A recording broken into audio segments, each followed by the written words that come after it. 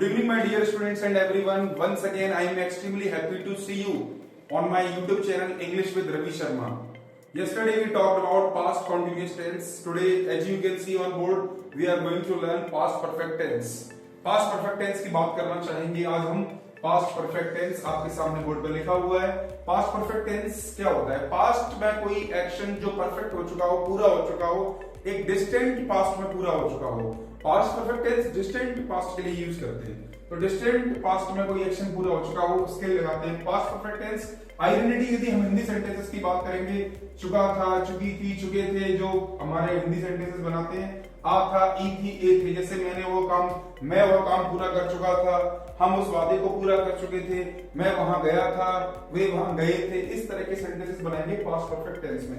यदि हम इसके स्ट्रक्चर्स की बात करें तो स्ट्रक्चर्स यदि हम अफर्मेटिव सेंटेंस की बात करेंगे तो subject plus had plus verb की थर्ड फॉर्म प्लस ऑब्जेक्ट, ये हमारा होता है अफर्मेटिव सेंटेंस का स्ट्रक्चर. इसमें याद कंसीडर करने वाली चीज है कि वर्ब की थर्ड फॉर्म का प्रयोग करेंगे. यदि हम नेगेटिव सेंटेंस की बात करेंगे, subject plus had plus not plus verb की third form plus object. Next interrogative sentence की यदि आप बात करोगे तो had plus subject plus verb की third form plus object plus interrogative sign.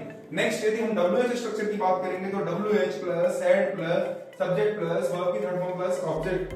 ये होते हैं इनके structures. Structures are very important. If you are going to learn past perfect tense for the first time, then it's important to revise all the structures, identity of past perfect tense.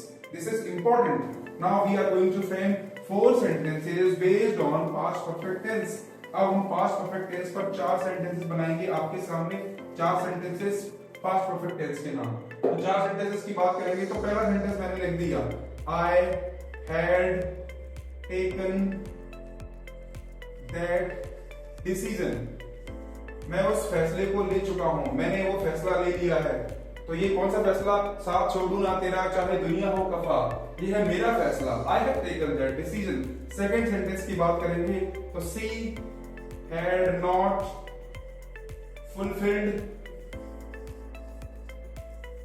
her promise. उसने अपना वादा पूरा नहीं किया. She had not fulfilled her promise. तो fulfilled की बात करेंगे तो फुलफिल्ड के बारे में मैं एक इंटरेस्टिंग बात बताना चाहूंगा. वैसे तो फुलफिल का मतलब होता है पूरा करना. फुलफिल का वैसे तो मतलब होता है पूरा करना, लेकिन जब हम इसकी सेकंड फॉर्म बनाते हैं तो ये बन जाता है फुलफिल्ड. और जब हम इसमें आई सेकंड फॉर्म या थर्ड फॉर्म की बात करेंगे और जब हम इसमें आईएनजी फॉर्म लगाएंगे तो ये बन जाएगा फुलफिलिंग. इस तरह से. तो अब हम बनाएंगे थर्ड सेंटेंस इंटरोगेटिव के ऊपर बेस्ड. यदि हम बनाएंगे तो had you attended that meeting. ये सेंटेंस मैंने एक बना दिया पास्ट परफेक्ट का इंटरोगेटिव सेंटेंस. यदि हम फोर्थ सेंटेंस की बात करेंगे जो WH पर बेस्ड होगा तो उसके लिए आप बना सकते हो why had you taken that step. आपने उस कदम को क्यों उठाया था? So why had you taken that step? So these are the 4 sentences based on the 4 structures of past perfect tense. I had taken that decision.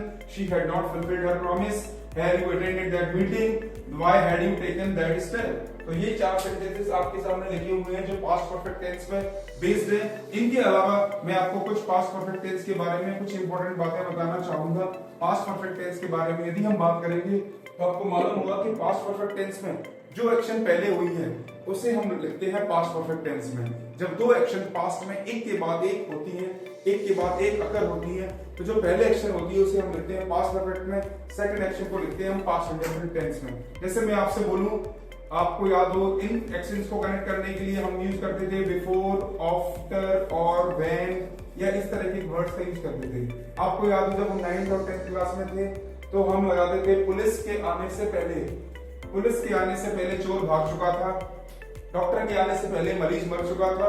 इसी तरह के sentences passenger के पहुंचने से पहले ट्रेन छूट चुकी थी. इस तरह के सेंटेंसेस को कनेक्ट करने के लिए हम लगाते थे पास्ट परफेक्ट टेंस का प्रयोग लगाते थे. पास्ट इनको बिफोर, आफ्टर, व्हेन से कनेक्ट करते थे और पास्ट परफेक्ट और पास्ट इंडेफिनिट टेंस का यूज करते थे. जो एक्शन पहले घटित हुई है उसके लिए पास्ट परफेक्ट टेंस और जो सीक्वेंशियल बाद में घटित हुई है उसके लिए लगाएंगे पास्ट इंडेफिनिट टेंस. जैसे the thief had run away before the police came. As you can see from the sentence, the first occurred sentence is the thief had run away. ये आपका सेंटेंस पहले घटित हुआ है. The sentence will be in past perfect tense. Before के बाद जो second sentence है उसे हम लिखेंगे past indefinite tense में. इसको हम चाहे तो after से बना दे सकते हैं. The doctor came after the patient had died.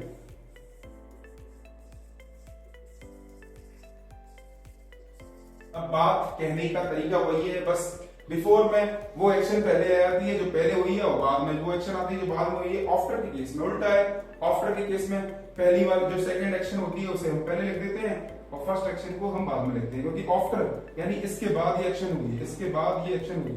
ये first action past perfect tense में, second action past indefinite tense में. एक सेंटेंस और बना सकता हूं. The train had left. The train had left when I reached the station. When I reached the station. तो ये भी सेम बात कह रहा है कि जब मैं स्टेशन पहुंचा तब तक ट्रेन छूट चुकी थी. तो sentence will be in past perfect tense. The first sentence will be in past perfect tense. The second occurred sentence will be in past indefinite tense. So these things are all about past perfect tense. So here I have given you the introduction, the details, the little bit details of past perfect tense. So friends, it's all about past perfect tense. What you have to do after this video, you have to revise the structures, the sentences and the tricks which I have given you in this video of past perfect tense. If you are able to do so, if you do so, then definitely you can make an excellent command over past perfect tense. We would like to continue the series in our next upcoming video. Till then, I wish you all the best. Thank you very much. Have a nice day.